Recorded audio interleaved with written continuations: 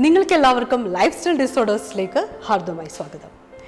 ഇന്ന് life style ഡിസോർഡേഴ്സ്.comൽ discuss ചെയ്യുന്ന വിഷയം ഇൻഫെർട്ടിലിറ്റി ഡിസോർഡർ അഥവാ വന്ധ്യതയെക്കുറിച്ചാണ്. ഇന്ന് വന്ധ്യത ചികിത്സയ്ക്കായി ധാരാളം ചികിത്സാ കേന്ദ്രങ്ങൾ നിലവിലുണ്ടെന്ന് നമുക്കെല്ലാവർക്കും അറിയാവുന്നതാണ്. IVF സെന്റർ ഇന്ന് എല്ലാ ജില്ലകളിലും തന്നെ പ്രവർത്തിച്ചു വരുന്നുണ്ട്. എന്താണ് വന്ധ്യതയ്ക്ക് കാരണം? വന്ധ്യതയ്ക്ക് പുരുഷന്റെ ഭാഗത്തു നിന്നുള്ള പ്രശ്നങ്ങളോ സ്ത്രീകളുടെ ഭാഗത്തു നിന്നുള്ള പ്രശ്നങ്ങളോ കാരണമായേക്കാം. പുരുഷവന്ധ്യതയ്ക്ക് പ്രധാനമായും കാരണമായേക്കാവുന്നത് സിമൻസിൽ ബീജാണുക്കളുടെ കുറവോ അതിൻ്റെ ഇല്ലായ്മയോ ആകാം. സ്ത്രീകളിൽ കണ്ടുവരുന്ന വന്ധ്യതയുടെ മുഖ്യ കാരണം PCOD എന്ന ജീവിതശൈലി ഡിസോർഡർ ആകാം.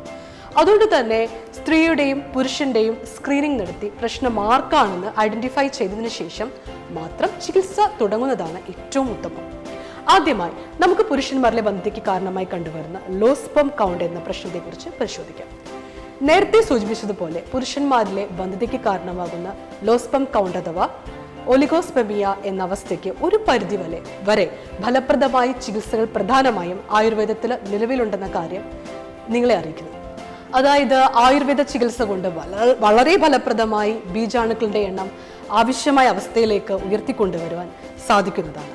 എന്നാൽ എസ്പെർമിയ അഥവാ ബീജാണുക്കൾ തീരെയില്ലാത്ത അവസ്ഥയിൽ ചികിത്സ കൊണ്ട് വലിയ പ്രയോജനമില്ല എന്നുള്ളതാണ് ഞങ്ങളുടെ ഇതുവരെയുള്ള അനുഭവം.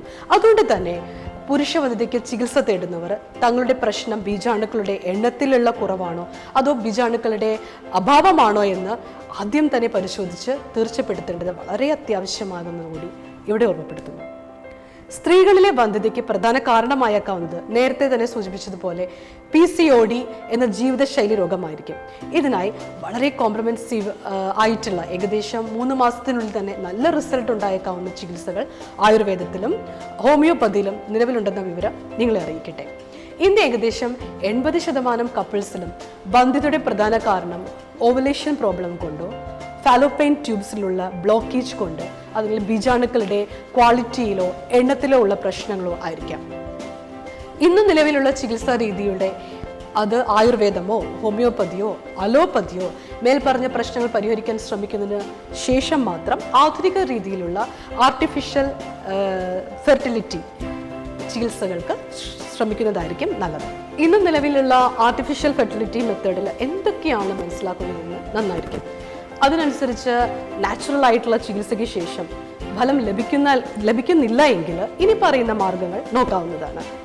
IUI അതായത് ഇൻട്രാ യൂട്രിൻ ഇൻസെമിനേഷൻ. ഇതിൽ പുരുഷ ബീജം കളക്ട് ചെയ്ത് അത് ഡയറക്റ്റായി സ്ത്രീകളുടെ ഓവുലേഷനിൽ സമയം നോക്കി യൂട്രസിൽ നിക്ഷേപിച്ച് ഗർഭോത്പാദനം നടത്തുന്ന രീതിയാണ്.